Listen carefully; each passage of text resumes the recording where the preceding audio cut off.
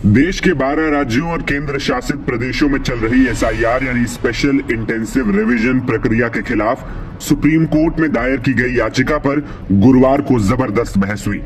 इस दौरान सीजेआई और वरिष्ठ वकील कपिल सिब्बल के बीच तीखी नोकझोंक हुई। कपिल सिब्बल के तीखे सवालों पर सीजेआई ने और भी सटीक जवाब दिए। गुरुवार को हुई सुनवाई के दौरान कपिल सिब्बल ने बीएलओ की शक्तियों पर सवाल उठाए। इसके अलावा इस प्रक्रिया में चुनाव आयोग द्वारा वोट काटने की मंशा जाहिर की। इसके अलावा आधार कार्ड को लेकर भी खूब बहस हुई। कपिल सिब्बल ने सुनवाई के दौरान सवाल उठाया कि क्या बीएलओ यह तय कर सकता है कि कोई व्यक्ति मानसिक रूप से बीमार है या अत्यंत खतरनाक है।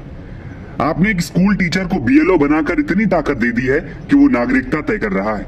सिब्बल ने जन प्रतिनिधित्व अधिनियम की धारा 16 का हवाला दिया, जो वोटर लिस्ट में नाम दर्ज करने से अयोग्यता के नियम बताती है। ये धारा कहती है कि किसी की नागरिकता का फैसला गृह मंत्रालय करता है। अगर कोई मानसिक रूप से बीमार है तो उसका फैसला अदालत करती है।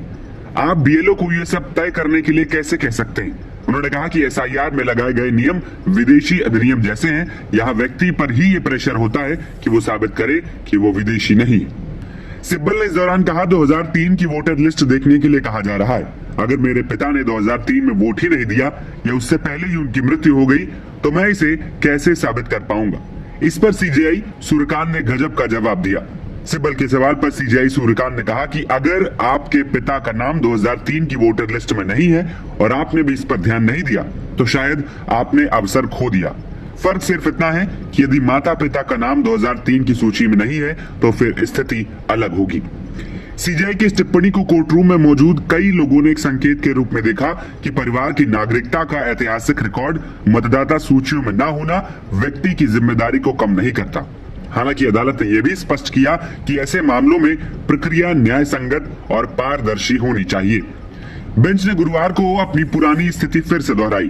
कोर्ट ने कहा कि आधार कार्ड नागरिकता का पूर्ण और अंतिम प्रमाण नहीं है, इसीलिए इसे दस्तावेजों की सूची में एक विकल्प माना गया है, न कि निर्णायक प्रमाण। अदालत ने यह भी स्पष्ट किया कि यदि एसआईआर के दौरान किसी मतदाता का नाम सूची से हटाया जाता है तो चुनाव आयोग के अधिकारी को उसे नोटिस देना होगा, ये सुनिश्चित करने के लिए कि किसी भी नागरिक का मताधिकार बिना सुनवाई के ना छीना जाए। कोर्ट इस पर बेहद सख्त है।